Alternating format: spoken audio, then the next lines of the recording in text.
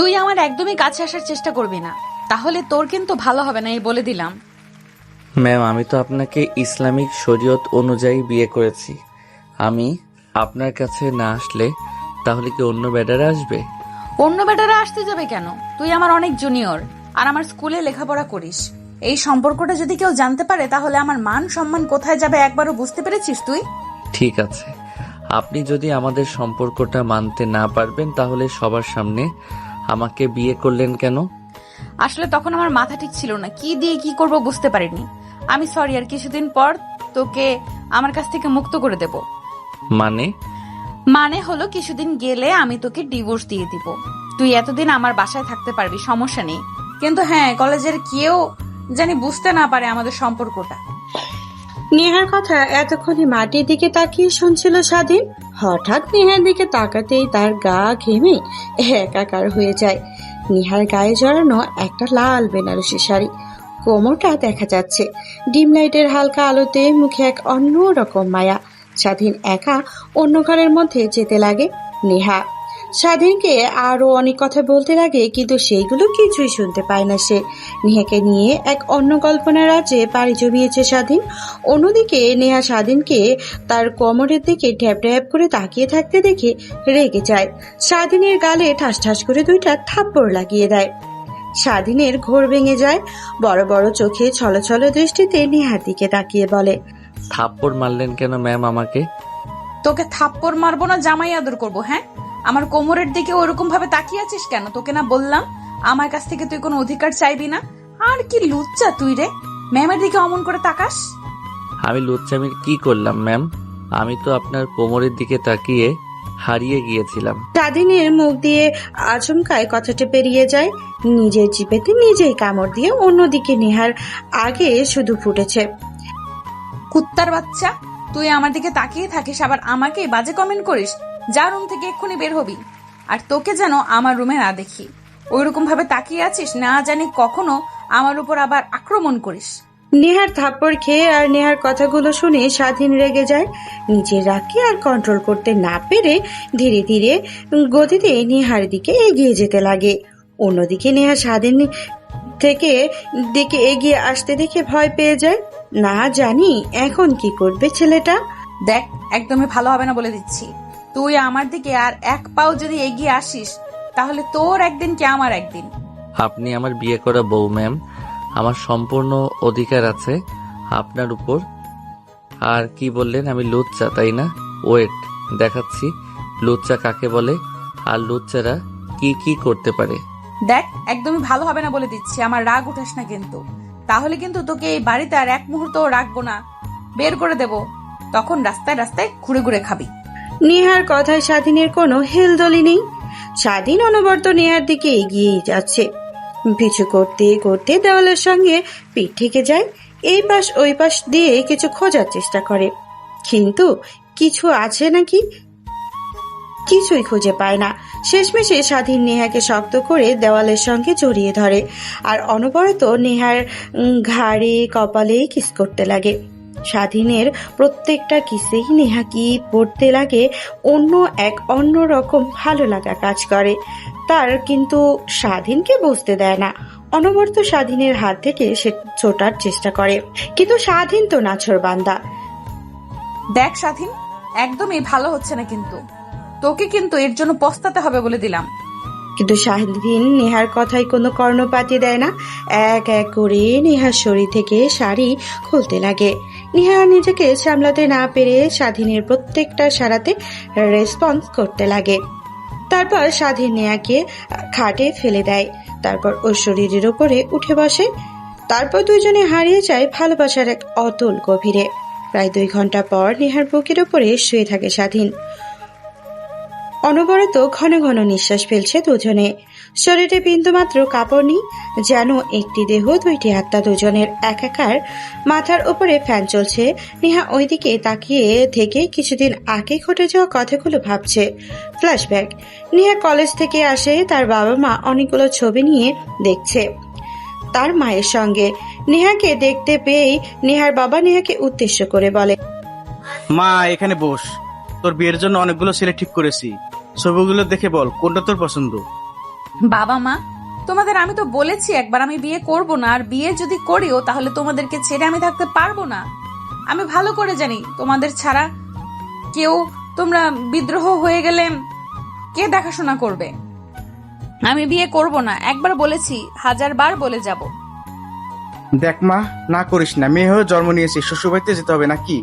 আরো কতদিন থাকবে নিজের বাড়িতে? হ্যাঁ, তোর বাবার কোনো কিছুর অভাব নেই, তারপরও নিজের স্বামী সংসার বলেও তো একটা কথা আছে নাকি? সেইটা না হয় মা দেখে নেব, কোনো এক সময় তোমাদের এই নিয়ে আর এগোতে হবে না। আর আমি তো তোমাদের একবার বলেই দিয়েছি বিয়ে করব না, আর বিয়ে যদি করিও অনেক দেরিতে। সদ্য মাত্র কলেজের ম্যাম হিসেবে জয়েন করেছি, যাক না আর কিছুদিন। কিন্তু মা দেখ, কি বিয়ে দিলে আমরা চিন্তামুক্ত হই? তুই কি চাস তোর বাবা চিন্তাতে না খেয়ে পেয়ে অসুস্থ হয়ে পড়ুক? নেহা তার বাবা আর মায়ের এমন কথা শুনে অনেকটাই বাকরুদ্ধ হয়ে যায়। নেহা নিজেও বুঝতে পারেনি তার বাবা আর মা এরকম ভাবে কথা বলবে। শেষে নেহা কঠোর গলায় তার বাবা আর মাকে উদ্দেশ্য করে বলে, তোমাদের যা ভালো হয় তাই করো, এতে আমার কোনো অমত নেই। কথাটা বলেই এক প্রকার রাগ দেখিয়ে নেহার রুমে চলে যায়। অন্যদিকে নেহার মা আর বাবা দুজনে নিজের মধ্যে বলাবলি করে। মেয়ে যে হতে যাচ্ছে না, তার বিয়ের বিষয় নিয়ে তাহলে আমরা আর না আগাই, ওর নিজের লাইফ ও নিজেই ঠিক করতে পারবে। দেখো, ওর কথা শুনে তো আমরা নিজেদের নামিয়ে রাখতে পারবো না। ওর ফিউচার বলে একটা কথা আছে, ওর স্বামী সংসার ছেলে মেয়ে এসব একটা দরকার আছে না? আর বাবা মা হিসেবেও তো আমাদের একটা দায়িত্ব, ভালো একটা ছেলের কাছে নিজের মেয়েকে তুলে দেওয়া। এই দেখো, এই দুটা ছেলেকে অনেক পছন্দ হয়েছে আমার। এই ছেলেটা এই শহরের একটা বিজনেস করে, আর এই ছেলেটা দেখতো চ্যানেলে সরকারি চাকরি করে। দেখে দুইটার মধ্যে কোনটা তোর পছন্দ? আমি একটা বার নেহাকে ছবিগুলো দেখিয়ে নিয়ে আসি, ওর এই দুইটা ছেলের মধ্যে কাকে পছন্দ হয়। কথাটা বলেই নিহার মা নেহার রুমের দিকে অগ্রসর হয়। দরজার কাছে গিয়ে কড়া নাড়তেই নেহা দরজা খুলে দেয়। নিহার মা খাটে গিয়ে বসে। অন্যদিকে নেহা সতই ওয়াশরুম থেকে বের হয়ে ড্রেসিং টেবিলের সামনে বসে থেকে চুল শুকাচ্ছে। তারপর তার মার দিকে তাকিয়ে নেহা বলে, মা কিছু বলবে? তোমাদেরকে তো বলেই আসতাম, তোমাদের যা ইচ্ছা তাই করো, আমার এতে কোনো দ্বিমত নেই। মারে, তুই কি আমাদের উপর রেগে কথা বলছিস না? মেয়ে হয়ে জন্ম নিয়েছিস, বিয়ে তো করতেই হবে। আর বাবা মা হিসেবে আমাদের তো একটা দায়িত্ব আছে নাকি? এই ছবি দুইটা দেখ, তোর এই দুজনের মধ্যে থেকে কাকে পছন্দ হয়। নেহা ছবিগুলো দেখে না, তাকিয়ে বলে ডান পাশের ছেলেটা পছন্দ হয়েছে। তারপর নিহার মা ছবিটা নিয়ে তার বাবাকে দেয়। নিহার বাবা ছেলের সঙ্গে কথা বলে বিয়ের দিন তারিখ ঠিক করে। অন্যদিকে স্বাধীন তার বাবা মানেই জন্মের পর থেকে ফুটপাতে বড় হয়েছে। তারপর একটা দাদিমা তাকে কুড়িয়ে পায়, সে তাকে লেখাপড়া করিয়েছে। কিছুদিন হলো সেও মারা গিয়েছে। সে লেখাপড়ার খরচ চালানোর জন্য একটা ক্যাটারিং সার্ভিসের সঙ্গে যোগদান করে, যেটা রাতে যে কোনো বিয়ের ইনভিটেশন, জন্মদিনের ইনভিটেশন এইগুলো কাভার করে। এর পাশাপাশি স্বাধীন দিনের বেলাতে লেখাপড়া করে। দেখতে দেখতে নেহার বিয়ের দিনগুলো এগিয়ে আসে। নেহার বিয়েতে বিন্দু মাত্র মত নেই, কিন্তু তার মা আর বাবার দিকে তাকিয়ে বিয়েতে হ্যাঁ বলেছে সে। বিয়ের পোশাক আজকে থেকে শুরু করে কোনো জায়গাতেই নেহা যায়নি, বারবার এড়িয়ে এসেছে। বিয়ের দিন সকালে নেহা তার মার কাছ তার সঙ্গে নেহার বিয়ে হবে তার নাম্বারে মেসেজ করে তাকে ফোন করে নেহা। হ্যালো, আসসালামু আলাইকুম। কে? আমি কে এটা আপনার না জানলেও চলবে। আপনি যাকে বিয়ে করতে চলেছেন মেয়েটা অনেক বাজে, অনেক খারাপ, অনেক ছেলের সঙ্গে রিলেশন ছিল। ইভেন আপনি হয়তোবা জানেনও না, নেহার পেটে কিন্তু বাচ্চা আছে যার বাবার পরিচয় নেহা নিজেও জানে না। সে এর জন্য বিয়ে করতে রাজি ছিল না। সে চেয়েছিল বিয়ে না করে ছেলেটাকে জন্ম দিয়ে তাকে নিয়ে থাকতে। কে আপনি? আর এইসব কি বলছেন আমাকে? আর আপনি যে বলছেন এগুলো সত্যি কথা, তার কি প্রমাণ? প্রমাণ চাই আপনার, তাই না? আপনার হোয়াটসঅ্যাপে দেখেন, কয়েকটা ছবি পাঠিয়ে দিচ্ছি, ওইগুলো দেখলেই আমার মনে হয় আপনার আর কোনো প্রমাণ লাগবে না। আর এখন আমি রাখি, বাকিটা আপনার ইচ্ছে, একটা নষ্টা মেয়েকে বিয়ে করবেন কিনা। কথাটা বলেই নেহা ডেভিল একটা হাসি দেয়। অন্যদিকে ছেলেটা হোয়াটসঅ্যাপ ওপেন করতেই দেখতে পায় কয়েকটা পিকগুলো ওপেন করতে দেখে নেহা একটা হাসপাতাল থেকে বের হচ্ছে। একটা ছেলেকে জড়িয়ে ধরে নেহা একটা ছেলের কাঁধে মাথা দিয়ে পার্কে বসে আছে। আর একটা ছবিতে আরেকটা ছেলের সঙ্গে কফির মগে দুইজনে স্ট্রিট দিয়ে কফি খাচ্ছে। এইগুলো দেখে যে কেউ মাথায় রাগ উঠে যেতে পারে। নেহার প্রতিটি ছেলের রাগ উঠে যায়, কিন্তু কি করবে বুঝতে পারি না। সেভাবে এখন বিয়েটা ভাঙা যাবে না, এর উচিত একটা শিক্ষা দিতে হবে। তাই আনমনে ভাবতে লাগে। আমাকে ঠকানো, তাই না? ওয়েট, আমি দেখাচ্ছি। এমন অবস্থা করব আপনাদের মানুষের সামনে মুখ দেখাতে পারবেন না আপনারা। কথাটা বলে ছেলেটা ডেভিল একটা হাসি দেয়। অন্যদিকে যতই সময় ঘনিয়ে আসে ততই নেহার মুখে হাসি ফুটে উঠেছে, কিন্তু বিয়ে বাড়ির সমাগম এখনো কমেনি। নেহা ভাবতে লাগে, তাহলে কি ছেলেটা এসব কিছু বিশ্বাস করেনি? ভেবেই নেহার ঘাম ঘেমে একাকার হতে লাগে। কি এত কিছুর পরেও নেহাকে বিয়ে করতে হবে? এসবই ভাবতে লাগে নেহা। ঠিক তখনই বাহির থেকে শব্দ আসতে লাগে, বর এসেছে, বর এসেছে। এইটা দেখে নেহার তো এখন মরে যেতে ইচ্ছে করছে।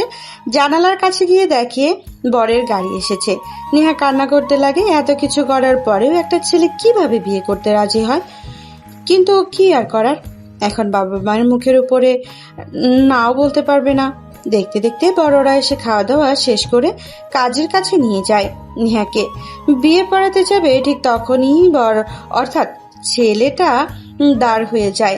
তারপর সবাইকে উদ্দেশ্য করে বলতে লাগে, এই যে দেখছেন মেয়েটা, বাজ একটা মেয়ে। ওনার পেটে বাচ্চা আছে, বাচ্চার বাবাকে সেটা উনি নিজে জানে না।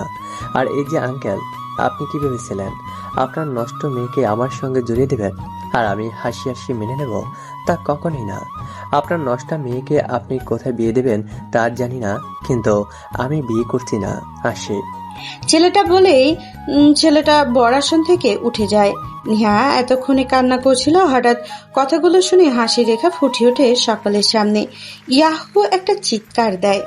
সবাই নেহার দিকে ড্যাব ড্যাব করে তাকিয়ে থাকে। একটা মেয়ের বিয়ে ভেঙে গেছে, আর সে আবার সকলের সামনে ইয়াহু এনজয় করছে। মাথা ঘুরে পড়ে যায়। সবাই চিৎকার দিয়ে ওঠে। নেহা তার ঘোমটা উঠিয়ে তার বাবার কাছে যায়। তার বাবার অবস্থা বেগতিক দেখে নেহা কান্না করতে লাগে। এটা সে না করলেও পারত। তার একটা ভুলের জন্য তার বাবাকে হারাতে হবে, এ সবাই ভেবেছিল। ঠিক তখনই নেহার বাবা সবাইকে উদ্দেশ্য করে বলে, আই এম সরি, আমার মেয়েকে ভালো শিক্ষা দিতে পারি নাই। এর কারণে সে নষ্ট একটা মেয়ে। আমি আপনাদের কাছ থেকে হাত জোর করে ক্ষমা চাচ্ছি, আপনাদের সবাইকে নিমন্ত্রণ করে সকলের সামনে অপমান অপদস্থ করার জন্য। প্লিজ আমাকে ক্ষমা করে দিবেন। পাশ থেকে অনেকে অনেক কথা বলছে, আবার অনেকে অনেক মেয়েরা নিজেদের মধ্যে কানাঘুষা করছে। পাশ থেকে নেহা সব কিছুই শুনছিল, কিন্তু তার এখন কিছুই করার নেই। নেহা কখনো ভাবতেও পারেনি যে এই বিয়ে ভাঙতে এসব করতে গেল এত বড় কিছু হয়ে যাবে। অন্যদিকে স্বাধীন নেহার বাসার ক্যাটারিং এর দায়িত্বে এসেছিল, কাজ করছিল। হঠাৎ এসব শুনতে পেয়ে অনেকটা অভাবী হয়ে পড়ে, কারণ বিয়েতে থাকা মেয়েটা ছিল তাদের কলেজের ম্যাম। প্রথম দেখাতে বুঝতে পারেনি, যখন ঘোমটা তুলে তার বাবার কাছে আসে তখন স্বাধীন চিনতে পারে। নিহার বাবার অবস্থা বেগতিক দেখে স্বাধীন একটা গ্লাসে পানি নিয়ে ভিড় ঠেলে সামনে দিয়ে নিহার বাবাকে দেয়। নিহার বাবা স্বাধীনের হাত থেকে পানি নিয়ে খায়, তারপর স্বাধীনের দিকে তাকিয়ে বলে, আচ্ছা বাবা, তুমি কি বিয়ে করেছো? আর তোমার কি গার্লফ্রেন্ড আছে? রাত সবার সামনে এরকম প্রশ্নে শুনে স্বাধীন ভ্যাবাচেকা খেয়ে যায়।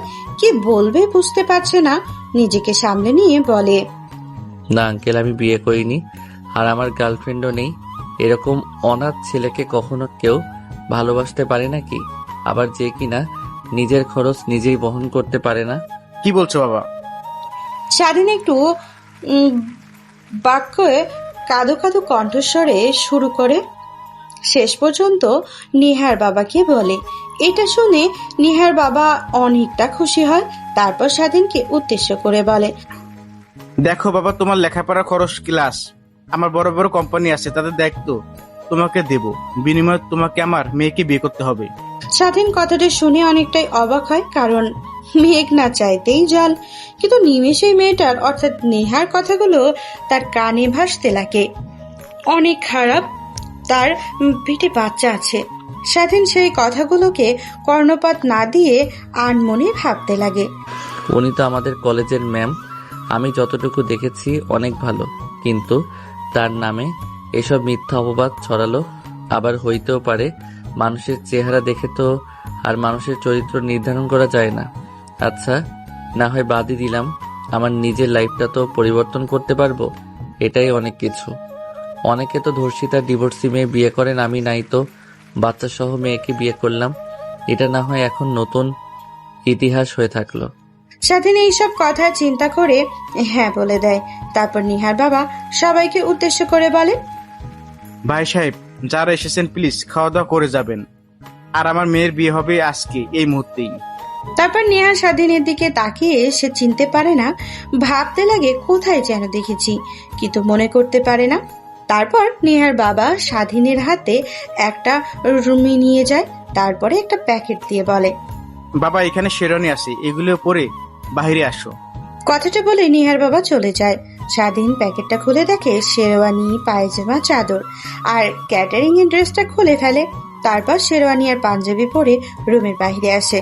তারপর নিহার বাবা স্বাধীনের হাত ধরে সব বর আসনে নিয়ে যায়। এক পাশে স্বাধীন, অন্য পাশে নেহাকে নিয়ে বসিয়ে দেয়। তারপর কাজী সাহেব পুনরায় বিয়ের প্রস্তুতি শুরু করেন। দেখতে দেখতে বিয়ে হয়ে যায়। অনেক বাজে কমেন্ট, অনেকে আবার ভালো কমেন্ট, আবার নেহার দোষও অনেকে ধরেছে, আবার নেহাকে ভালো বলেছে। এসবই বলেছে। দেখতে দেখতে বিয়ের সময় শেষ হয়ে যায়। নেহাকে তার রুমে রেখে আসা হয়। এতক্ষণে রুমটা সুন্দর করে সাজানো হয়ে গেছে। স্বাধীন সোজা ছাদে চলে যায়। মুক্ত আকাশে প্রাণ ভরে শ্বাস পেতে লাগে। সেইভাবে অনেকটা সময় পার হয়ে যায়। পকেট থেকে ফোন বের করেন। আবার ভাইবেন না টাচ ফোন, এটা একটা বাটন ফোন বের করে সময় দেখে রাত বাজে গেছে। ফোনটা পকেটে রাখতেই পেছন থেকে তার কাঁধে কেউ একজন হাত রাখে। স্বাধীন পেছনের দিকে তাকিয়ে দেখে নিহার বাবা। তারপর স্বাধীনকে উদ্দেশ্য করে নিহার বাবা বলে, বাবা জানি না কি তোমার পরিচয়, কিন্তু তোমার ব্যবহার দেখে এতটুকু বুঝতে পেরেছি তুমি অনেক ভালো মনের, ভালো স্বভাবের একটা ছেলে। আমি তোমাকে সেই প্রথম থেকে লক্ষ্য করেছিলাম। কাজের ক্ষমতা, সকলের সঙ্গে ভালো ব্যবহার, এসব দেখে আমি মুগ্ধ হয়েছিলাম, কিন্তু ভাবতে পারিনি বিয়েটা এইভাবে ভেঙে যাবে আর তোমার সঙ্গে আমার মেয়েকে বিয়ে দিতে হবে। আচ্ছা বাদ দিই সেসব কথা। তুমি তো বলছো অনাথ, আজ থেকে আমার বাসাতে থাকবে আর তোমাকে কাজ করতে হবে না, লেখাপড়া করতে হবে, আমার অফিসগুলো দেখাশোনা করতে হবে তোমাকে। জি স্যার, আমি লেখাপড়াও করি, এর পাশাপাশি কাজ করি। আপনার মেয়ে অর্থাৎ নেহা ম্যাম যে কলেজের ম্যাম, ওই কলেজে আমি লেখাপড়া করি। ও আচ্ছা, তাহলে তো ভালোই। আর আমাকে স্যার বলো না, আমাকে বাবা কিংবা আঙ্কেল বলে ডাকো। হ্যাঁ আচ্ছা স্যার। ও সরি বাবা। স্বাধীনের কথা শুনে নেহার বাবা হালকা হেসে ওঠে। তারপর স্বাধীনের সঙ্গে আরো অনেক কথা বলে।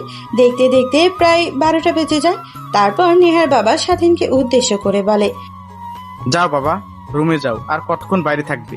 নেহমা তোমার জন্য অপেক্ষা করছে বুঝি। নেহার বাবার কথা শুনে স্বাধীন ছাদ থেকে নেমে নেহার রুমে প্রবেশ করে। রুমে প্রবেশ করে দরজা লাগিয়ে সামনে ফিরতেই দেখে নেহা দাঁড়িয়ে আছে। ফোনটা খুলে এটা দেখে রীতিমতো স্বাধীন একটু ভয় পেয়ে যায়। কি রে, তুই আমাকে বিয়ে করলি কেন? আমার সম্পর্কে এত বাজে কথা শোনার পরেও? ম্যাম দেখেন, আমি স্যারের দিকে তাকিয়ে আর না বলতে পারিনি। বুঝি বুঝি, সবই বুঝি। সব আমার বাবা সয় সম্পত্তি ধকল করার ধান্দা, তাই না? তা তো একদমই হতে দেব না। বাই, তবে তোকে যেন এর আগে কোথায় দেখেছি, কিন্তু মনে করতে পারছি না রে। আমি কই দেখেছি তোকে? ম্যাম আমার নাম স্বাধীন, আমি আপনার কলেজে ইন্টার সেকেন্ড ইয়ারে পড়ি। ও আচ্ছা, তাহলে এর জন্যই তোকে চেনা চেনা লাগছিল আমার। বর্তমানে নেহার উপরের দিকে তাকিয়ে কথাগুলো ভাবছিল। ভেবে স্বাধীন কি নিজের সঙ্গে শক্ত করে জড়িয়ে ধরে। দুজনের শরীর ঘেমে একাকার। হঠাৎ কি যেন মনে করে নেহা স্বাধীনকে তার বুকের ওপর থেকে সরিয়ে দেয়। হঠাৎ সরিয়ে দেওয়াতে স্বাধীন তাল সামলাতে না পেরে খাটের ওপর থেকে মেঝেতে গিয়ে পড়ে। অনেক ব্যথা পাইছে। হঠাৎ সামনের দিকে তাকিয়ে দেখে নিয়ে হাত তার দিকে রাগিয়ে দৃষ্টিতে তাকিয়ে থেকে ফুঁসছে। কুত্তার বাচ্চা, তোকে বলেছিলাম না তুই আমার কাছে আসার চেষ্টা করবি না? আর তুই কিনা আমার সঙ্গে ছি। আমি কি করলাম? যা করার তো। চুপ, একদমই চুপ। আর একটা কথা বলবি না তুই। কথাটি বলেই নেহা স্বাধীনের সামনেই তার না দাঁড়িয়ে থেকে ওয়াশরুমের দিকে চলে যায়। স্বাধীন মেঝেতে আর না বসে থেকে খাটে গিয়ে বসে। পরে তার দুই হাতের পাশে ছড়িয়ে দিয়ে বসতে হঠাৎ স্বাধীন হাতের সঙ্গে সঙ্গে কিছু একটা ভেজা ভেজা ফিল করে। সেই দিকে তাকাতে দেখে বিছানার চাদরে রক্ত। সেটা স্বাধীন ভাবতে লাগে, নেহা ম্যাডাম না বলল সে আগে থেকেই একজনকে ভালোবাসে, তার বাবু নাকি ম্যামের পেটে? তাহলে এসব কি? মাথা ভর্তি প্রশ্ন। স্বাধীন কিভাবে এর উত্তর পাবে নিজেও জানে না। ভাবতে ভাবতে হঠাৎ অসময়ে দরজা খোলার শব্দ পায়। সেদিকে তাকিয়ে দেখে নেহা সোজা বেলকনিতে চলে যায়। তারপর জামা কাপড় শুকোতে দিয়ে সোজা ড্রেসিং টেবিলের সামনে এসে মাথার চুলে হেয়ার ড্রায়ার করতে লাগে। স্বাধীন অনবরত নেহার দিকে প্রশ্নসূচক দৃষ্টিতে তাকিয়ে থাকে। অন্যদিকে নেহা আয়নাতে স্বাধীনকে ওই রকম ভাবে তাকিয়ে থাকা দেখে পেছন ফিরে কে উদ্দেশ্য করে বলে, কিরে তোর আবার কি হয়েছে? মশঙ্গ থেকে বের হওয়ার থেকে দেখছি তুই আমার দিকে ওরকম ভাবে তাকিয়ে আছিস যে, কিছু কি বলবি?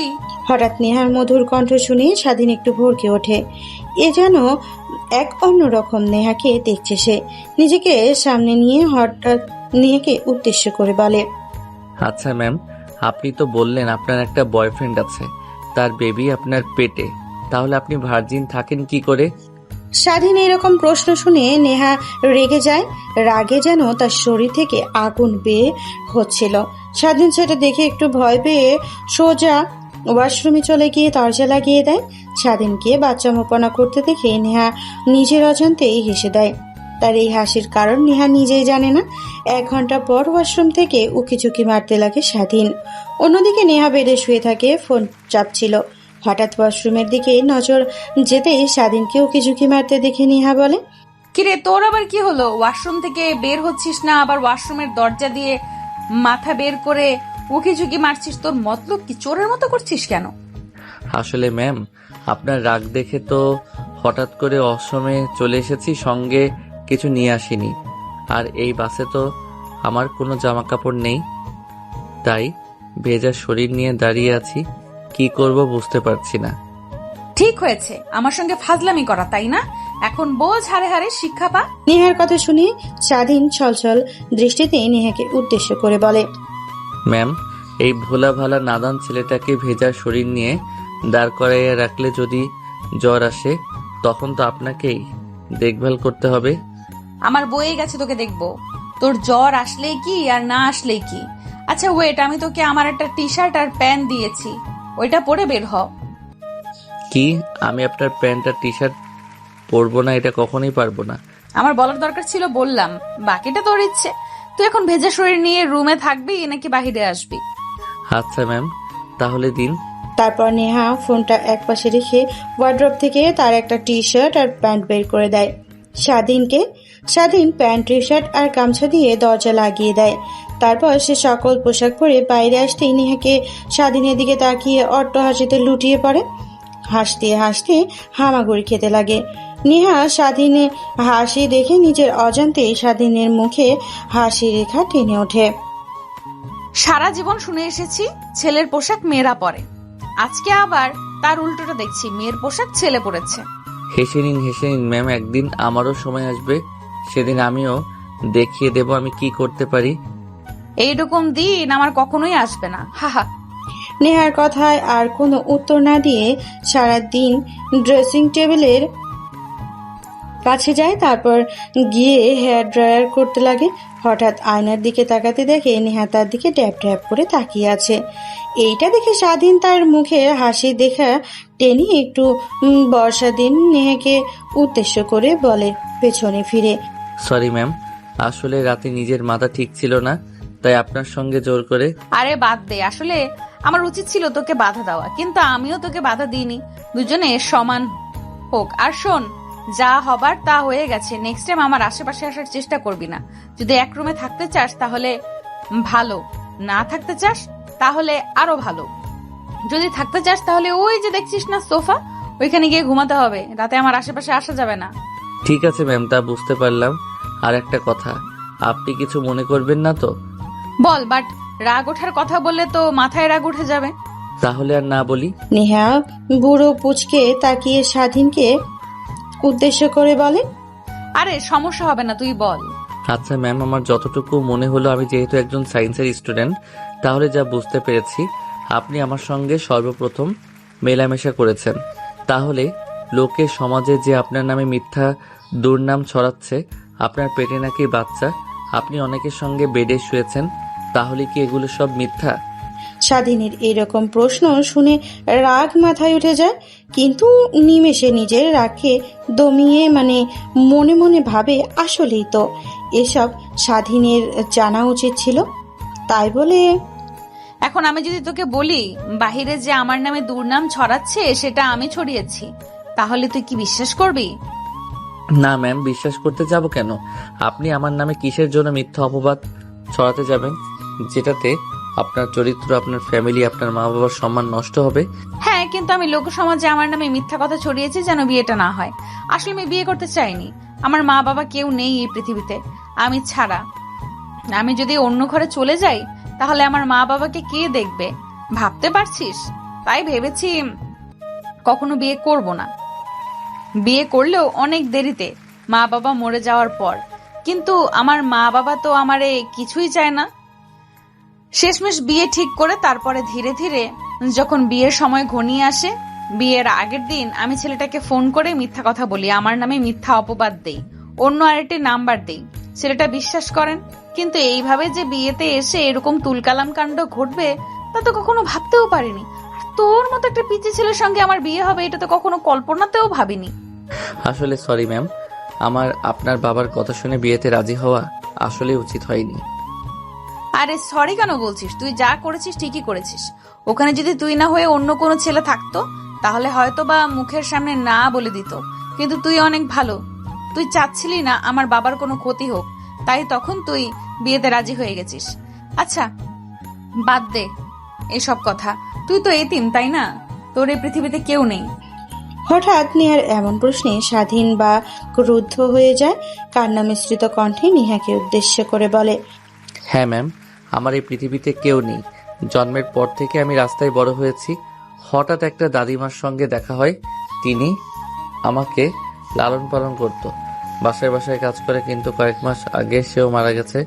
শেষমেশ আমি কোনো কিছু বুঝতে না পেরে পার্ট টাইম কাজ করি, প্লাস পড়াশোনা করি। শোন, তোর পড়াশোনার প্রতি আমি অনেক আগ্রহ দেখতে পারছি। তোর চোখে তুই যতদূর পর্যন্ত চাস ততদূর পর্যন্ত লেখাপড়া করবি, আমার বাসায় থাকবি, খাওয়া দাওয়া করবি, কোনো সমস্যা নেই। ভালোভাবে পড়াশোনা করতে পারলে আমি আমাদের কোম্পানিতে তোকে একটা ভালো পোস্টে জব দেব, তোর লাইফটা আমি সেটেল করে দিব। কিন্তু হ্যাঁ, আমার শর্তগুলো তোকে মানতে হবে। শর্ত? আচ্ছা ম্যাম, কিসের শর্ত? প্রথমত, তুই আমার কাছে একদমই আসার চেষ্টা করবি না। আমি যদি ভুল করেও তোর কাছে যাই আমাকে সরিয়ে দিবি। দ্বিতীয়ত, বাহিরে কেউ জানি জানতে না পারে আমি আর তুই স্বামী স্ত্রী, ইভেন বিশেষ করে কলেজে, তাহলে আমার মান সম্মান সব ধুলোয় মিশে যাবে। আর তৃতীয়ত, তোর মনের মতো করে তুই চলাফেরা করবি, কখনো তোকে আমি বাধা দেব না, কিন্তু আমি আমার মতো চলবো, কখনো স্বামীর অধিকার দেখাতে পারবি না। ঠিক আছে ম্যাম। কথাটা বলেই স্বাধীন পুনরায় তার চুল শুকাতে লাগে। স্বাধীনের দিকে অপলক দৃষ্টিতে তাকিয়ে থাকতে লাগে নেহা। সেই দিকে থেকে ডিসক্রিশন সরিয়ে নিজের মাথাতে নিজেই টোকা দিয়ে নেহা বলে, শুনে হাসি, কি সব ভাবছিস ওকে নিয়ে? ও তো তোর কলেজের স্টুডেন্ট, তাহলে এসব কি ভাবছিস? তুই নিজের ফ্রেন্ডকে ফেস কর আর উল্টাপাল্টা চিন্তা বাদ দে। ঠিক তখনই দরজায় হঠাৎ কড়া নাড়ার শব্দ হয়। দরজার ওপাশ থেকে নেহার বাবা বলতে লাগে, মা উঠেছিস? তোরা বাইরে আয়, সবাই তোদের জন্য অপেক্ষা করছে খাবার টেবিলে। আচ্ছা বাবা, তুমি যাও, আমরা আসছি। তারপর নেহার বাবা দরজার সামনে থেকে চলে যায় নিচে খাবার টেবিলে। অন্যদিকে নেহা স্বাধীনকে নিয়ে নিচে আসে খাবার টেবিলে খাবার খাওয়ার জন্য। স্বাধীন যখন সিঁড়ি ভেঙে নিচে নামে তখন সবাই তাদের দুজনের দিকে তাকিয়ে থাকে। পাশ থেকে নেহার বাবার বন্ধু বলতে লাগে, একবার লক্ষ্য করেছিস দুজনকে কি সুন্দর মানিয়েছে? হয়তোবা নেহা মামুনিকে একটু বয়স্ক লাগছে, কিন্তু দুজনকে একরকম অনেক সুন্দর মানিয়েছে দুজনকে। শালা তুই আর নজর দিস না, তোকে কত করে বললাম তোর ছেলেটাকে আমার মেয়ের সঙ্গে বিয়ে দে। আরে তুই হয়তো জানিস না, আমার ছেলে মেয়ে যে কলেজে ম্যাডাম, সেই কলেজে লেখাপড়া করতো। তোর মেয়ের কথা বলতেই সে আমার পা জড়িয়ে ধরে কান্না করে বলতে লাগলো, বাবা, আমি কখনই বিয়ে করতে পারবো না। উনি আমাদের কলেজের ম্যাডাম, অনেক কিটকিটে আর রাগী। ওনার মতো একটা স্ত্রী থাকলে আর কি লাগে, জীবন এমনিতেই নরক হয়ে যাবে।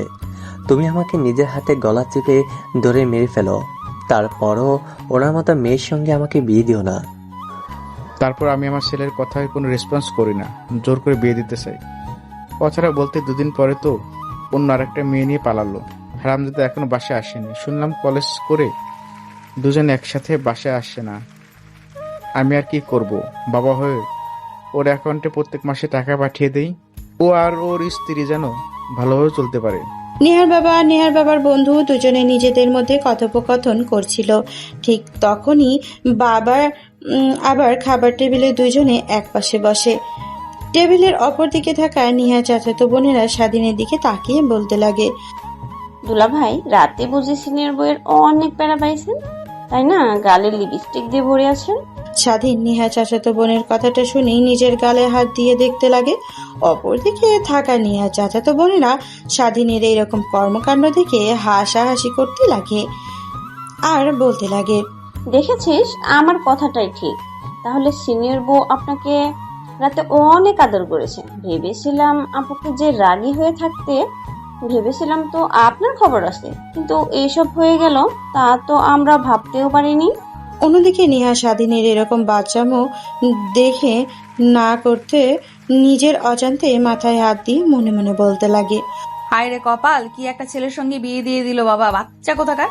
ও তো গোসল করেছেন, মুখেও তো লিপস্টিক থাকার কথা না, তারপরেও এতজনের সামনে শরম দেওয়ার জন্য নিজের গালে হাত দিয়ে দিল।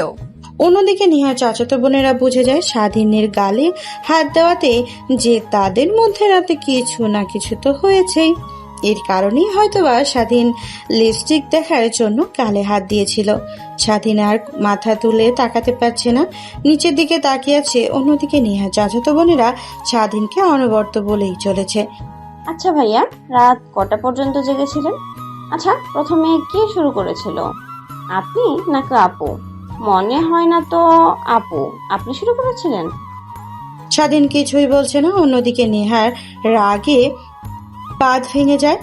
নিজেরা কি আর কন্ট্রোল করতে না পেরে খাবার টেবিলে দুই হাত দিয়ে থাপ্পড় দিয়ে বলে, কি শুরু করেছিস তোরা? থামবি একটু? আসার পর থেকে উল্টাপাল্টা কথা বলে চলেছিস। আমি তোদের বড় আপু, এখানে বসে আছি, তারপরে উল্টাপাল্টা কথা বলছিস। নিহার রাগে সবাই ভয় পায়, কারণ নিহার রাগ অনেক ভয়ঙ্কর। রাগে প্লেটটা ফ্লোরে ছুঁড়ে মারে, তারপর খাবার টেবিল থেকে উঠে নিজের রুমের দিকে চলে যায় নেহা। অন্যদিকে স্বাধীন নেহার রাগের কারণ বুঝতে পারে, কিন্তু কিছুই বলে না। খাবার খাওয়া শেষ করে একটা প্লেটে খাবার নিয়ে রুমে চলে যায়। তারপর রুমে গিয়ে দেখে নেহা খাটের উপরে আতশোয়া হয়ে কিছু একটা ভাবছে। খাবার প্লেটটা টি টেবিলে রেখে স্বাধীন বলে, ম্যাম, এই নাম আপনার জন্য খাবার নিয়ে এসেছি, বানিয়েও নিয়ে এসেছি। আর হঠাৎ রেগে গেলেন যে? ওনারা তো আমার সঙ্গে ফাইজলামি করছিল, আর আপনি রেগে গেলেন, যেখানে লেগে যাওয়ার কথা আমার। হঠাৎ নেহা খাট থেকে উঠে স্বাধীনের কলার চেপে ধরে পেছনের দিকে নিয়ে যেতে যেতে স্বাধীনকে দেওয়ালের সঙ্গে চেপে ধরে স্বাধীনের নিঃশ্বাস নিতে কষ্ট হয়। নেহা রাগে কটমট করতে করতে বলে, কুত্তার বাচ্চা, রাতে তুই যদি ওরকম না করতি তাহলে তো আর এসব হতো না। আমার ডিভোর্স লাগবে, তোর সঙ্গে থাকতে পারবো না আমি। তোর টাকা লাগবে তাই না? তোর যত টাকা লাগে তত টাকা আমি দেবো। তোকে বলেছি না তোর লেখাপড়ার খরচ, হ্যাঁ, তোর ব্যাংক অ্যাকাউন্ট করে ওইখানে আমি টাকা দেব। তুই প্রত্যেক মাসে টাকা বের করে চলবি। এখন বল, তোর আর কত টাকা লাগবে আমাকে ছেড়ে যেতে? আমি তোর সাথে থাকতে চাই না। ছাড়ুন আমাকে। কি ভেবেছেন আমি লোভী? হ্যাঁ লোভী, আসলে মানুষের মায়ার অনেক লোভ। আমার আপনার বাবা কান্না করতে করতে বলেছিল, তাই আপনি কি বিয়ে করেছি। আপনাদের টাকা দেখে না আর কি বলছেন টাকা লাগবে? একটা টাকাও লাগবে না। কিউটি পেলে খাবার রাখা আছে, খাবার খেয়ে নেন, তারপর না হয় কাজী অফিসে গিয়ে আমাকে ডিভোর্স দিয়ে দিয়েন। কথাটা বলে 3:30 রুমের মধ্যে আর না থেকে বেলকনিতে চলে যায়। বাহিরের দিকে তাকিয়ে স্বস্তির একটা নিঃশ্বাস ফেলে। আসলে এই অল্প কিছু সময়ের মধ্যে নেহার প্রতি অন্য এক রকম মায়া কাজ করতে লাগে স্বাধীনের। কিন্তু কি করবে, সে তো চাইলেও নেহাকে কাছে রাখতে পারবে না। কোটিপতি বাবার একমাত্র মেয়ে, আর সে মাত্র একটা রাস্তায় বড় হওয়া ছেলে। কখনো এক হতে পারবে না। এই অল্প কিছু সময়ের মধ্যে নেহাকে নিয়ে অনেক স্বপ্ন দেখে ফেলেছিল স্বাধীন। সেই সব ভেবেই নিজের অজান্তেই স্বাধীনের চোখ দিয়ে এক ফোঁটা অশ্রু বের হয়। সেদিন নিজের হাত দিয়ে চোখ মুছে ফেলে আর আনমনে ভাবতে লাগে, কান্না করছিস কেন? কার জন্য কান্না করছিস? একটা মেয়ের জন্য চাই কিনা তোকে কোনো মূল্যই দেয় না। কঠোর হতে হবে, আমাকে দেখিয়ে দিতে হবে। আমিও পারি একদিন ওনাদের থেকে বড় কিছু হয়ে দেখাবো। যেটা ভাবতে লাগে আনমনে স্বাধীন। অনেকটা সময় পার হয়ে যায়। রুমে আসে, দেখে নেহা খাবার খেয়ে হাত ধুয়ে স্বাধীন সোফায় গিয়ে বসে পড়ে। ঠিক তখনই তার ফোন বাজতে লাগে। স্বাধীন সোফা থেকে উঠে আবার বেলকনিতে চলে যায়। ফোনটা হাতে নিয়ে দেখে তার বন্ধু সৌরভ ফোন করেছে। কিরে সেদিন, কই তুই? তোর জন্য কলেজ ক্যাম্পাসে অপেক্ষা করছে, কিন্তু তোর তো কোনো খবরই নেই। আসলে এটাই সমস্যা আটকে আছে। আমি আজকে কলেজে আসবো না, দেখি কালকে আসতে পারি কিনা। কি হয়েছে তোর? আর তোর কণ্ঠ এরকম লাগছে কেন? আমাকে বল। আরে না, তেমন কিছু হয়নি। তোকে কলেজে গিয়ে খুলে বলবো, এখন ফোন রাখি। আচ্ছা, ফোন রাখি, বাট একটা কথা মনে রাখবি, কোনো দরকারে বললে একটাবার আমাকে ফোন করবে। দেখবি তোর বিপদের আগে আমি দাঁড়িয়েছি। সেটা আমি ভালো করে জানি। এখন রাখি ফোন। আল্লাহ হাফেজ। কলেজে গিয়ে তোদের সঙ্গে কথা বলা হবে। কথাটা বলেই স্বাধীন ফিরে রুমে চলে আসে। রুমে এসে দেখে নেহা খাটের উপরে বসে থেকে ফোন চাপছে। স্বাধীন নেহার সামনে দাঁড় হয়ে যায়। চলুন ম্যাম, কাজে অফিসে যাব। তারপর নেহা খাট থেকে উঠে দাঁড় হয়। তারপর আগে আগে যেতে লাগে। স্বাধীন পিছু পিছু বাসার বাইরে এসে গাড়ি নিয়ে সোজা কাজী অফিসের সামনে চলে যায়। গাড়ি থেকে বের হয়ে নেহা কাজী অফিসের ভেতরে চলে যায়। স্বাধীনতার কিছু কিছু। তারপর কাজী সাহেব টেবিলের সামনে চেয়ার টেনে নেহা আর স্বাধীন দুজনেই বসে পড়ে। তারপর স্বাধীন কাজী সাহেবকে উদ্দেশ্য করে বলে, আঙ্কেল, আমাদের ডিভোর্স লাগবে। আচ্ছা, বুঝতে পারলাম। তো তোমাদের বিয়ের পর কয়দিন হয়েছে? একদিন হয়েছে। কি একদিন হয়েছে আর একদিন পর এসেছো ডিভোর্স নেওয়ার জন্য? আজকাল মেয়েরা কি ভাবে, নিজেদেরকে বিয়েটা ছেলে খেলা মনে করে, আর একদিন পরে আর ডিভোর্স হয় না, মিনিমাম 3 মাস লাগে। তোমরা যদি ডিভোর্স নিতে চাও তাহলে তোমাদের দুজনকে একসঙ্গে 3 মাস থাকতে হবে, তারপর না হয় ডিভোর্সের জন্য অ্যাপ্লাই করতে পারবে। এর আগে অ্যাপ্লাই করলে তোমাদের ডিভোর্স হবে না। পাশ থেকে নেহা শুধু কথাগুলো শুনছিল। তারপর কাজী অফিস থেকে বের হয়ে আসে নেহা স্বাধীন। নেহার পিছু পিছু তারপর ফুটপাতে এসে দাঁড় হয়ে নিজের পা দিয়ে মাটিতে একটা লাথি দিয়ে বলতে লাগে, কি এই ছোট লোকের বাচ্চার সঙ্গে থাকতে হবে, তাও আবার 3 মাস? আমার তো আর একদিনও থাকতে ইচ্ছে করছে না। নেহার কথা শুনে স্বাধীন কৃত্রিম হাসির রেখা তার মুখে টেনে বলে, সমস্যা নেই ম্যাম, হতাশ হবেন না। 3টা মাস তো মাত্র। আমি আপনার সঙ্গে না থাকি, আমি যেখানে ছিলাম আগের বস্তিতে সেইখানেই চলে যাব। যদি আঙ্কেল কিছু জিজ্ঞেস করে তাহলে বলে দিয়েন যে আমার আপনাকে পছন্দ হয়নি। অনেক সিনিয়র মেয়ে, তাই আমি আপনাকে ছেড়ে চলে গিয়েছি। আর যা পারেন তাই বলেন, আমার নামে সমস্যা নেই। আর আপনি তো আমার কলেজের ম্যাম, 3 মাস পর না হয় আমাকে নিয়ে এসেন, তখন ডিভোর্স দিয়ে দিব। স্বাধীনের কথা শুনে নেহার বুক কেমন যেন চিনচিন করতে লাগে। সে নিজেও জানে না কেন এরকম অনুভব হচ্ছে তার, কিন্তু নিজের মুখে হাসি রেখা টেনে বলে, ভালো একটা বুদ্ধি দিয়েছিস তুই। তাহলে বরং আজ থেকে তুই তোর পথ, আমি আমার পথে। আর মনে রাখিস 3 মাস পর এসে আমাকে ডিভোর্স দিয়ে যাস। সেটা আপনাকে বলতে হবে না ম্যাম। কথাটা বলেই স্বাধীন ফুটপাত দিয়ে হেঁটে তার বস্তির দিকে যেতে লাগে। নেহা সেখানেই দাঁড়িয়ে থাকে। স্বাধীনকে যেতে দেখে তারপর গাড়িতে উঠে বসে। নেহা যেতে লাগে তার বাড়ি দিকে। তার বাড়ির দিকে দুজনের সম্পর্কটা অনেক ঘনিষ্ঠ, কিন্তু দূরত্বটা অনেক। তারপর স্বাধীন বস্তিতে চলে যায়। একটা দিন না থাকায় রুমটার বেহাল দশা। রুম গোছাতে লাগে। নেহা বাসায় যায়। নেহাকে একা দেখে নেহার বাবা নেহাকে উদ্দেশ্য করে বলে, মা, একা যে স্বাধীন বাবা কই? নেহা তার বাবার এরকম প্রশ্নে কি জবাব দেবে বুঝতে পারে না। আমতা আমতা করে বলতে লাগে, বাবা ও আর আসবে না, ও বলে দিয়েছে আমাকে নাকি ডিভোর্স দিয়ে দিবে। আমার মতো বাজে মেয়ের সঙ্গে কখনোই থাকতে পারবে না। কি ওর এত বড় সাহস আমার মেয়েকে খারাপ বলা? আজ ওর একদিন কি আমার একদিন। দেখলাম অনেক ভালো, সবার সঙ্গে ফ্রি মাইন্ডে কাজ করেছে, ভাবলাম অনেক ভালো হবে, কিন্তু এরকম যে আমি আগে জানলে কখনোই তোকে ওর সঙ্গে বিয়ে দিতাম না। মা, আমি জেনে শুনে ভুল মানুষের হাতে তুলে দিলাম। অমন কথা বলছো কেন? স্বাধীন যা করেছে ভালোই করেছে। ওর জায়গায় যদি আমিও থাকতাম ঠিক তাই করতাম। আমার মতো খারাপ একটা মেয়েকে স্ত্রী হিসেবে কে মেনে নেবে? আমি আমার মেয়েকে হারে হারে চিনি, আমাকে আর চেনাতে হবে না মা। তোর যা ইচ্ছা, তুই যদি বিয়ে না করিস, সারা জীবন বাসাতে বসে থাকিস, তাতেও আমার কোনো দ্বিমত নেই। তোর ইচ্ছা মতো তুই চলবি, তোর জীবনের উপর আমি আর দ্বিতীয়বার হস্তক্ষেপ করতে পারবো না। মা প্লিজ আমাকে ক্ষমা করে দিস। নেহা তার বাবার কথা শুনে অনেক আনন্দ হতে লাগে। সে তো এরকমই চেয়েছিল। তারপর সেখানে দাঁড়িয়ে আর না থেকে নেহা তার রুমের দিকে যেতে লাগে। ঠিক তখনই পেছন দিক থেকে নেহার বাবা বলতে লাগে, মাসুম, আমি শুনেছি এই ছেলেটা তোর কলেজের নাকি লেখাপড়া করে, ওকে কলেজ থেকে বের করে দিবি, আর ওর সঙ্গে কোনো যোগাযোগ রাখার চেষ্টা করবি না। আর আমি ওর ব্যবস্থা নিচ্ছি। ও সাহস এত কি করে হয় আমার মেয়েকে ছেড়ে চলে যাবে? ওকে মেরে হাসপাতালে ভর্তি না করতে পারলে আমার শান্তি হবে না। নেহা তার বাবার কথার উত্তরে কি বলবে বুঝতে পারে না।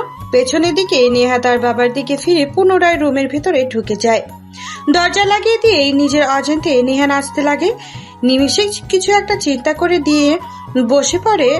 ফোন হাতে নিয়ে ফোনে ফেসবুকিং স্ক্রলিং করতে লাগে। অন্যদিকে স্বাধীন তার রুম গোছানো হলে অনেক ক্ষুধা লাগে। পকেট হাতে দিয়ে দেখে অল্প কিছু টাকা রয়েছে। তারপর সোজা হোস্টেলে চলে যায়। খাওয়া দাওয়া করে পুনরায় স্বাধীন যে ক্যাটারিং সার্ভিস সেন্টারে কাজ করত সেখানে চলে যায়। স্বাধীনকে এখানে দেখতে পেয়ে ক্যাটারিং সার্ভিসের লোক বলে, স্বাধীন, তুই এখানে? এখন তো তুই কোটিপতির বাবার একমাত্র মেয়ের জামাই, আমাদের ক্যাটারিং এর সার্ভিসে তোর কাজ কি এখন? লোকটার কথা শুনে স্বাধীন একটু বাঁকা হেসে বলতে লাগে, আরে ভাই বইলেন না, বড়লোক ওরা নিজেদের মান সম্মান রক্ষার্থে যে কাউকে নিমিষে খুন করতে পারে, আবার জীবিত করতে পারে। আসলে ওইটা দিয়েছিল না, ওইটা ছিল সম্মান রক্ষা করার জন্য, শুধুমাত্র একটা পলিসি। তা বাদি সেসব কথা। কুত্তার বাচ্চা, তো সাহস কত আমার মেয়েকে অপমান করে? তোর জন্মের পরিচয় নেই, তোকে আর কি বলবো? আমার মেয়েকে বাজে বলা, তাই না? আজ তোর একদিন কি আমার একদিন। স্বাধীন ভালো করেই বুঝতে পারে নেহা ম্যাম নিশ্চয়ই তার বাবাকে গিয়ে উল্টো পাল্টা কিছু একটা বোঝাইছে, না হলে শান্ত স্বভাবের একটা লোক এতটা হিংস্র কি করে হতে পারে। স্বাধীন কিছুই বলে না। তার উত্তরে এক চিমটি হাসে। রেখা জানে মুখে। এইটা দেখে নেহার বাবা রেগে গিয়ে বলে, এই তোরা কি দেখছিস? 10 শালাকে আর মার, এমন মার মারবি যেন প্রতিটা অমাবস্যা রাতে মাজার হারে হারে ব্যথা কুকড়ে ওঠে। আর আমার কথা মনে পড়ে। নিহার বাবার কথা বলতে দেরি হলেও ছেলেগুলো লাঠি দিয়ে মারতে দেরি হয় না। স্বাধীনকে ছেলেগুলো মারতে মারতে পুরো আধমরা করে ফেলে। হঠাৎ একটা ছেলে স্বাধীনের মাথায় লাঠির আঘাত করতেই স্বাধীন অজ্ঞান হয়ে মাটিতে পড়ে যায়। আর কিছু মনে নেই তার। স্বাধীনকে অজ্ঞান হয়ে মাটি পড়ে থাকতে দেখে নিহার বাবা বলে, এই থাম তোরা, আর মারতে হবে না, ওকে এখন চল, ও শাস্তিও পেয়েছে। কথাটা বলে নিহার বাবা তার ছেলেপেলেদেরকে নিয়ে গাড়ি করে চলে যায়। অন্যদিকে এতক্ষণ দাঁড়িয়ে থেকে মার খাওয়ার দৃশ্য দেখছিল ক্যাটারিং সার্ভিসের সবাই। কারোর সাহস হয়নি আসার, কারণ তারা ভালো করে জানে এই শহরে যারা অনেক প্রভাবশালী তাদের অনেক পাওয়ার, তাদের বিরুদ্ধে গেলে মরতে হবে। গাড়ি নিয়ে যখন অনেকটা দূরে চলে যায় নিহার বাবা, তখন ক্যাটারিং সার্ভিসের থেকে লোকটা বের হয়ে স্বাধীনের কাছে আসে। তারপর পালস চেক করে দেখে এখনো বেঁচে আছে। তারপর একটা গাড়ি করে সোজা হাসপাতালে নিয়ে যায় স্বাধীনকে। অন্যদিকে নেহা, বাবাকে তো বললামই, ছোট থেকে দেখে এসেছি যারা আমার বিরুদ্ধে বাজে কিংবা খারাপ কথা বলে তাহলে তো তাদেরকে অনেক মারে। কিছুদিন আগেই তো একটা বখাটে ছেলে আমাকে কিস করেছিল, বাবাকে বলতেই বখাটে ছেলেকে বাবা কিনা মারা গেল। এখন যদি স্বাধীনকে গিয়ে মারে, ছেলেটার তো কোনো দোষ নেই, অযথাই মার খাবে। ঠিক তখনই দরজার কড়া নাড়ার শব্দ হয়। নেহা খাট থেকে উঠে গিয়ে দরজা খুলে দেখে তার বাবা দরজা খুলে দিয়ে আবার খাটে এসে বসে। নেহার বাবা নেহার পাশে বসে নেহার মাথায় হাত বুলিয়ে দিয়ে বলতে লাগে, মা, তোর নামে বাজে কথা বলছিল না, ওর শাস্তিও পেয়েছে। নিজেও জানি না বেঁচে আছে কিনা মরে আছে। বাবা কি বলছো তুমি এগুলো? আছে, আমাকে কেউ যদি বাজে কথা বলে তাহলে তুমি কি তাকে এই পৃথিবী থেকে চিরতরে মুছে দেবে? হ্যাঁ, আমার মেয়ের নামে বাজে কথা বলা? আমি আমার মেয়েকে হারিয়ে চিনি। আমার মেয়ে ওরকম কখনোই হতে পারে না। বাবা তুমি নিজেও জানো না আমার বদনাম আমি নিজেই ছড়াইছি। বিয়েটা আসলে ভেঙে গেছে আমার কারণে। আমি বিয়ের আগের দিন ছেলেটাকে ফোন করে আজে বাজে কথা বলি, তাই ছেলেটা বিয়ে করতে এসে না করে দেয়, সবার সামনে আমাকে অপমান করে। নেহা কথা শুনে নেহার বাবা নেহাকে কি উত্তর দেবে বুঝে উঠতে পারে না, রুম থেকে বের হয়ে যায়। অন্যদিকে স্বাধীন জ্ঞান ফিরতেই দেখে হাসপাতালে ভর্তি। পাশে তাকিয়ে দেখে তার বন্ধু সৌরভ আর তার গার্লফ্রেন্ড অনিমা বসে আছে। স্বাধীনকে জ্ঞান ফিরতে দেখে সৌরভ প্রশ্ন করে, কিরে তোকে কে মেরেছে? আর সাহস কি করে হয় আমার বন্ধুকে মারার?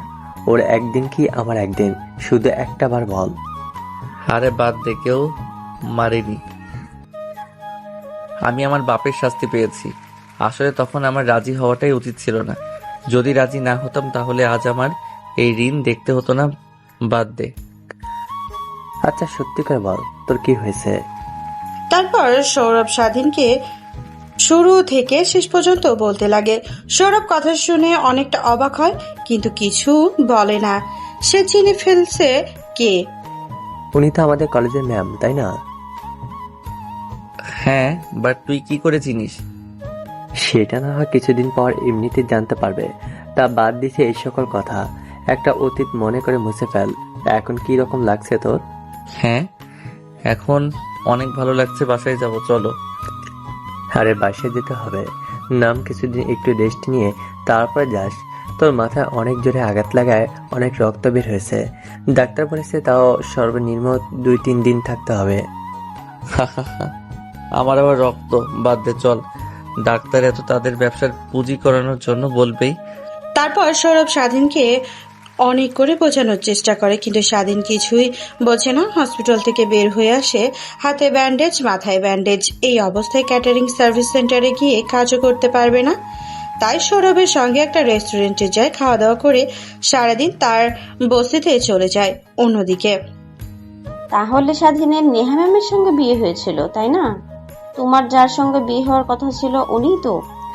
হ্যাঁ তুমি ঠিকই দেখেছো কতটা বাজে। তুমি বলতে ভালো, অনেক ভালো, কিন্তু দেখেছো তার মনের ভেতর কতটা কালো। আসলে মানুষের উপরটা দেখে ভেতরটা নির্ধারণ করা যায় না। অনেক বাজে একটা মেয়ে। তাই তো আমি বিয়ে করতে রাজি হইনি, তোমাকে বিয়ে করেছি।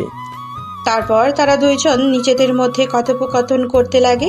স্বাধীন ঘুমিয়ে পড়ে, ঘুম ভেঙে যায়। পরের দিন সকালে ঘুম থেকে উঠে খাবার রান্না করতে চলে যায়। আসলে স্বাধীন সবই পারে। রান্না করে খাওয়া দাওয়া শেষ করে স্বাধীন চলে যায় কলেজে গিয়ে সৌরভদের সঙ্গে আড্ডা দিতে লাগে। ক্লাসের সময় হলে স্বাধীন ক্লাসে চলে যায়। এক এক করে সবাই ক্লাসে করতে লাগে। স্বাধীন মনোযোগ দিয়ে পড়তে লাগে। নেহার ক্লাস আসতেই নেহা ক্লাসরুমে আসে। প্রথমেই নজর দেয় স্বাধীনের দিকে। মাথায় ব্যান্ডেজ করা, হাতে পায়ে ব্যান্ডেজ ইউজ করা। বোঝা যায় অনেক মেরেছে তার বাবা, কিন্তু এগুলো তো ছেলের মধ্যে, তো তাকে গিয়ে কিছু বলতে পারবে না।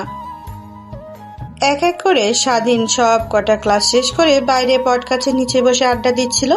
ঠিক তখনই নেহা স্বাধীনের কাছে এসে বলে, একটু এইদিকে আসো, তোমার সঙ্গে কিছু কথা বলার আছে।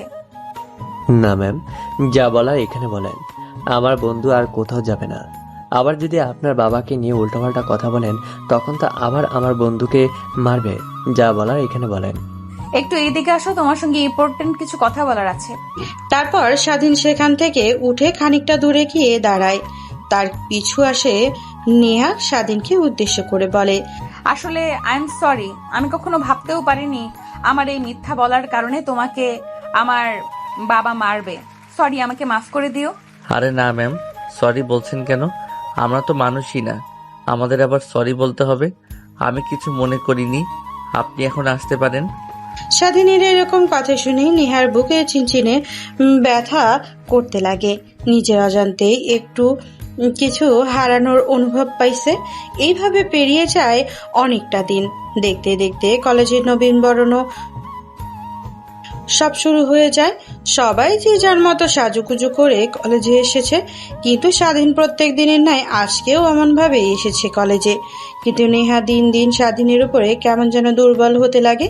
নেহা নিজেও জানে না কি কারণে নেহা একটা গায়ের শাড়ি পরে এসেছে, মাথায় স্কার্ফ বেঁধে এসেছে, সবার সঙ্গে একত্র হয়ে দাঁড়িয়ে অনুষ্ঠান দেখছিল। হঠাৎ করে স্বাধীনকে একটা মেয়ের কলার চেপে ধরে একটা পরিত্যক্ত ক্লাসরুমের দিকে নিয়ে যেতে লাগে। এইটা চোখ এড়ায় না নেহার। স্বাধীন অনেক করে ছাড়ানোর চেষ্টা করে, কিন্তু মেয়েটা তাকে ছাড়ে না। নেহা এটা দেখে পেয়ে অনেকটা রেগে পিছু পিছু তাদের ক্লাসরুমের দিকে আসতে লাগে। হঠাৎ করে দরজা খুলে ভেতরে ঢুকে দেখে মেয়েটা স্বাধীনকে জোর করে কিস করতে চাচ্ছে, কিন্তু স্বাধীন বারবার তাকে সরিয়ে দিচ্ছে। মেয়েটা আর কেউ না, এই কলেজের প্রিন্সিপালের মেয়ে। এইসব কি? হ্যাঁ, প্লিজ ছেড়ে দেন, আমাকে একদম ভালো হচ্ছে না। দেখো, সত্যি কয়েকটা কথা বলি, আমি বিবাহিত, আমার স্ত্রী আছে। কথাটা শুনেই মেয়েটা স্বাধীনের কলার ছেড়ে দেয়, বড় বড় করে তাকিয়ে সত্যি করে বলছি আমি বিবাহিত। মেয়েটা বলে। এইটা শুনে মেয়েটা স্বাধীনকে ছেড়ে দিয়ে রুম থেকে বের হয়ে যায়। দরজার সামনে নেহাকে দেখতে পেয়ে এক প্রকার ভরকে উঠে স্বাধীন। আসতে যাবে, দরজার সামনে নেহাকে দেখতে পেয়ে একটু বাকরুদ্ধ হয়ে যান। নেহা স্বাধীনকে দেখে নিজেকে সামলাতে পারে না, ক্লাসরুমের দরজাটা ভেতর থেকে আটকিয়ে দেয়। তারপর গুটি গুটি পায়ে স্বাধীনের দিকে এগিয়ে আসতে লাগে। স্বাধীনের দিকে যত এগিয়ে আসছে নেহা ততই স্বাধীনের পিছু যেতে লাগে। দেওয়ালের সঙ্গে পিঠ থেকে গেলে নেহাকে উদ্দেশ্য করে বলে স্বাধীন, ম্যাম, এইসব কি করছেন? প্লিজ, আপনার বক্তব্য আমার ভালো লাগছে না, আমাকে যেতে দেন, বাইরে সবাই আমার জন্য অপেক্ষা করছে। তুই যা ভেবেছিস তাই হবে আজকে। দেখুন ম্যাম, অযথা মায়া বাড়ি আর কি লাভ? আর মাত্র 2 মাস পরে তো আপনাকে ডিভোর্স দিতে হবে, অযথা মায়াটা বাড়িয়ে কি লাভ? আমি যদি তোকে ডিভোর্স না দেই তাহলে কি করবি তুই? মানে? ওয়েট দেখাচ্ছি। কথাটা বলেই নেহা স্বাধীনের ঠোঁটের সঙ্গে ঠোঁট লাগিয়ে চুষতে লাগে। প্রায় 5 মিনিট পর ছেড়ে দিতেই স্বাধীন হাঁপাতে লাগে। স্বাধীনকে দেখেই নেহার মনের মধ্যে কেমন যেন শিহরণ জেগে ওঠে, এক অন্যরকম ভালো লাগা কাজ করে। ঠিক তখনই স্বাধীন নেহার দিকে রাগী দৃষ্টিতে তাকিয়ে বলে, দেখুন ম্যাম, আপনি কিন্তু আপনার লিমিট ক্রস করছেন। বাজে একটা মেয়ে। আমি বাজে একটা মেয়ে, তাই না? কি কি করতে পারি? কথাটা বলে নেহা তার বুকের উপর থেকে কাপড় সরিয়ে ফেলে। স্বাধীন ওইদিকে এক পলক তাকিয়ে চোখ বন্ধ করে ফেলে বলতে লাগে, দেখুন ম্যাম, আপনি ডিভোর্স চেয়েছেন, আমি দিয়ে দিব 2 মাস পর। তারপরে এগুলো কি? প্লিজ, অযথা সম্পর্ক তৈরি করে কি লাভ বলেন? উল্টাপাল্টা কিছু হয়ে আপনার পেটে বেবি চলে আসে, তখন কি হবে? তার ভবিষ্যৎ কি হবে? তার ভবিষ্যৎ কি হবে মানে? তুই হবি বাবা, আমি হব মা, সুখে একটা সংসার বলবো দুজনে মিলে। আর ওর সাহস কি করে হয় আমার জিনিসের দিকে হাত বাড়ানোর?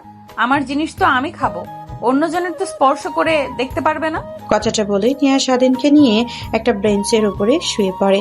স্বাধীন অনেক করে তার কাছ থেকে ছোটার নেহাকে সরানোর চেষ্টা করে, কিন্তু নাছোড় বান্দা স্বাধীনকে ছাড়ছে না। শেষমেশ নিজেকে আর সামলাতে না পেরে স্বাধীন নেহার সঙ্গে তালে তাল মেলাতে লাগে। নিমেষেই হারিয়ে যায় প্রয়োজন ভালোবাসার অথর গভীরে। প্রায় 2 ঘন্টা পর পুরো ক্লাসরুমটা নিস্তব্ধ। দুজনের শুদ্ধ ঘন ঘন নিঃশ্বাসের শব্দ হচ্ছে। দুজনের গা ঘেমে একাকার হয়ে আছে। স্বাধীন আষ্টে পৃষ্ঠে জড়িয়ে রেখেছে নেহাকে, যেন ছেড়ে দিলেই স্বাধীন চলে যাবে অনেক দূরে। নেহা স্বাধীনের বুকের উপর থেকে মুখ সরিয়ে স্বাধীনের দিকে তাকায়, দেখে স্বাধীন ওপরের দিকে তাকিয়ে আছে। তারপর স্বাধীনকে একটা কিস করে, তারপর বলতে লাগে, আমাকে কি আর দ্বিতীয়বার সুযোগ দেওয়া যায় না? আমি নিজেকে পরিবর্তন করে তোমাকে নিয়ে সুখে শান্তিতে থাকতে চাই। আমি এই কয়টা দিনে বুঝতে পেরেছি আমি কতটা মিস করেছি তোমাকে। নেহার কথা শুনতে স্বাধীন কৃত্রিম হাসির রেখা তার মুখে টেনে বলতে লাগে, দেখুন ম্যাম, এটা ক্ষণিকের ভালোবাসা মাত্র, একটা শরীরের প্রতি আরেকটা শরীরের টান, শুধু এর থেকে বেশি কিছু না। আর আপনি যেটাকে বলছেন ভালোবাসা, সেটা হয়তো কিছুদিন পর এমনিতেই কেটে যাবে। আর আপনি কখনোই আমার সঙ্গে থাকতে পারবেন না। আপনি নিজেই তো বলেছেন আমি বাজে একটা ছেলে, বাবার পরিচয় নেই, রাস্তাতে বড় হয়েছি। আর আপনার বাবা কথা তো বাদই দিলাম, আপনাকে কি বলেছি না বলেছি সেটা তো আপনি জানেন। আমার নামে মিথ্যা কথা বলে আপনি আপনার বাবাকে দিয়ে আমাকে মেরেছেন, তা বললে ভুল হবে। হয়তোবা আপনার বাবা রেগে গিয়ে আমাকে মেরেছে, বাদ দেন সেসব কথা, এখন ছাড়েন আমাকে। আপনি যদি চান যখন যেখানে যেতে বলবেন আমাকে, তখন সেখানে যাব। আপনাকে সুখ দিয়ে আবার চলে আসব। কিন্তু কখনোই আমাকে ভালোবাসার কথাটা বলবেন না।